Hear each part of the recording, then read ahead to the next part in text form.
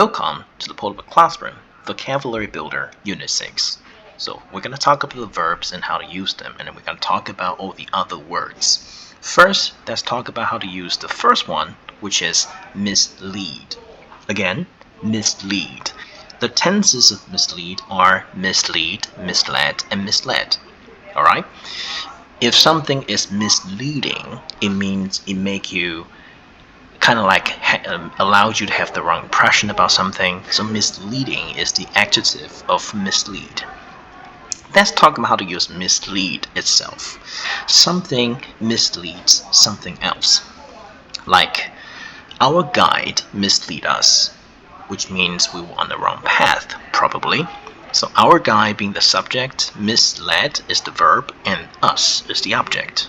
The second way of using mislead is by using it in a passive voice sentence, like somebody was misled by someone else. Like he was misled by his companions. Companions are mates and friends. Now let's talk about the second verb, which is achieve. Again, achieve. What is achieve? If you achieve something, it means you've done it. Okay, now achieve means to realize, means to accomplish. That's what it means. Now the noun of achieve is achievement. Can sometimes be a countable noun, sometimes an uncountable noun. Achieve, the past tense is achieved. Okay, if you're using achieve as like to realize, to accomplish, you can use somebody or something achieve something else. Subject, achieve, and object. For example, you will never achieve anything. So you, that's the subject, will never achieve, that's the verb, and anything, that's the object, if you spend your time like that. Okay? If you're using achieve as to win something, you can say the actor achieves fame when he was only 19. So the actor achieved fame when he was only 19, so this is past tense. Okay, you can say that the actor is the subject, achieve is the verb, and fame is the thing that he achieved. Right, the third word is require. The past tense is required. Okay, regular verb. The noun of require is requirement. Requirement, which is a countable noun, so you can use requirements. Like if you're trying to apply for a certain college, there are certain requirements that you have to meet. Okay, now how do we use the word requirement? There are three different ways. You can say somebody require something else, that's a noun, an object, or requires VING, that's also an object, or requires with the noun clause leading by that. Now that is neglectable. You don't have to write that always. So for number one, we say this project will require less money. So less money, that's the noun. The second one, the roof requires repairing. Repairing is VING. Number three, to win the contest requires that we do our best. We can lose that by saying to win the contest requires we do our best. So that we do our best or we do our best is the noun clause. And that's how we use the word require. Now let's talk about rather than.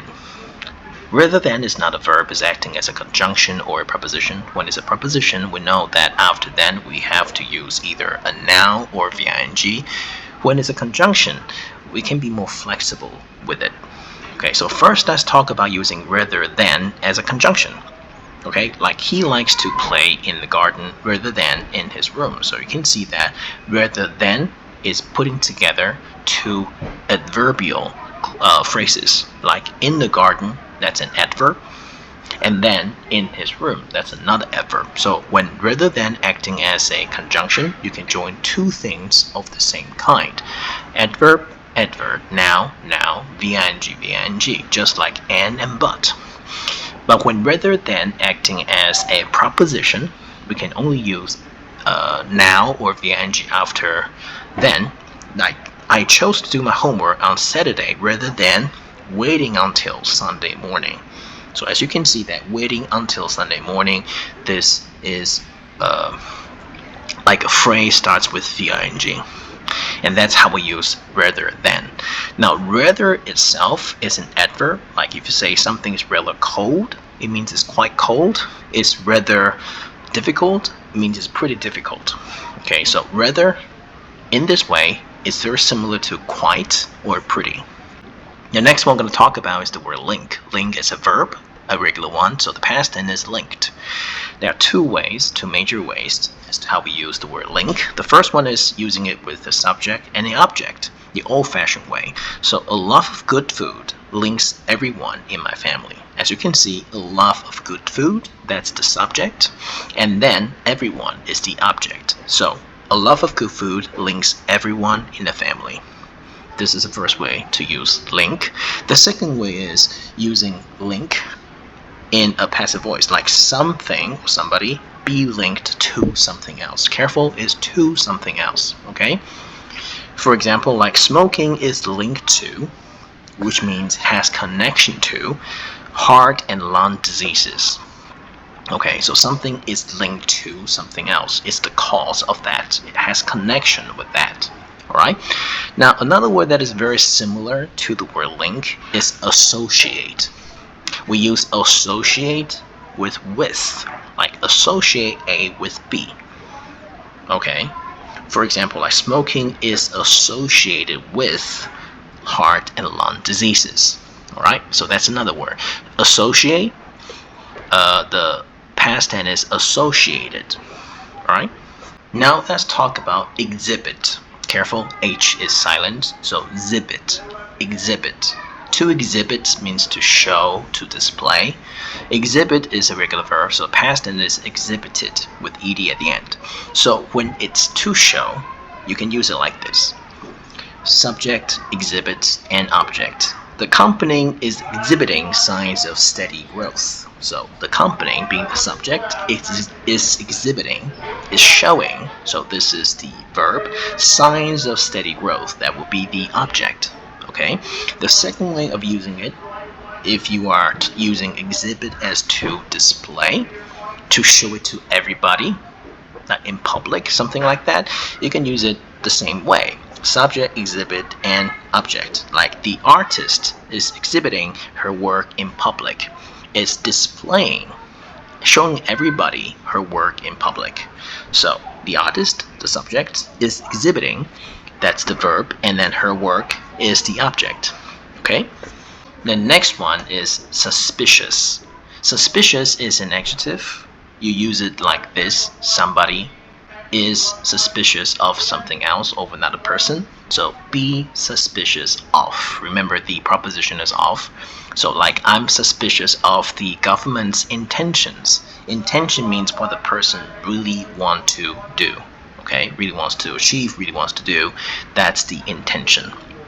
Okay, so suspicious, adjective.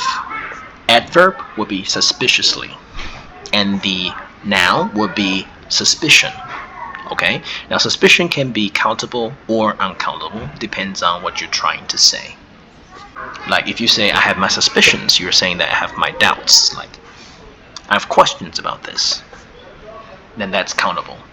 Now we're going to talk about as well as. As well as is very similar to and. Okay, but and is an, like when you use the word and, you have to make sure that the words before and after and are of the same kind of speech, like a noun and a noun, an adjective and an adjective, a verb and a verb. But as well as is not entirely the same. Say for example, a sentence as well as a noun or VING. Whether it's a noun or VING has to be the same as the word before the first S. Like he's cool as well as gentle. So cool and gentle, they are both adjectives. So that's how it works. Like he grows flowers as well as vegetables. So flowers and vegetables, they are nouns. The other one is she is a talented musician as well as being a photographer. So you see, is a musician and then is a photographer. But after S, because S is essentially a preposition, you cannot possibly use is. You have to change it a little bit. So you need to change it back to the base verb, which is be, and then add ing, because the only two things that you can use after as well as will be a noun or VING. So you have to say being a photographer. Okay? That's why it looks like this. So it's similar to N in terms of what it means, but it's not the same. The final one we're going to talk about is turn up. Okay, turn up means to show, to be discovered. Okay, so something, a subject, turn up something else. Like tests have also turned up, also showed signs of human waste and bacteria. So test, that would be the subject, and it have also turned up, that would be the verb, signs of human waste and bacteria, that's the object. Okay, the second phrase we're going to talk about is turn out to be, which is different from turn up, but it's using the word turn. That's why we're talking about it. So turn out to be with an adjective because of the beaver, right? So something or someone, that would be the subject, turn out to be an adjective or a noun, like in the end. So that's what it is, and that's like the result.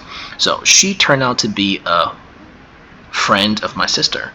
So at the end, we know that she is finally we know that she is a friend of my sister's. Okay, so she turned out to be a friend of my sister. That's how we use turn out to be with now. And then I'm going to use turn out to be with adjective, like the job turned out to be harder than we thought.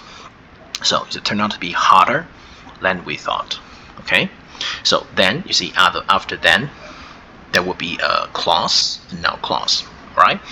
So that's how we use turn out to be.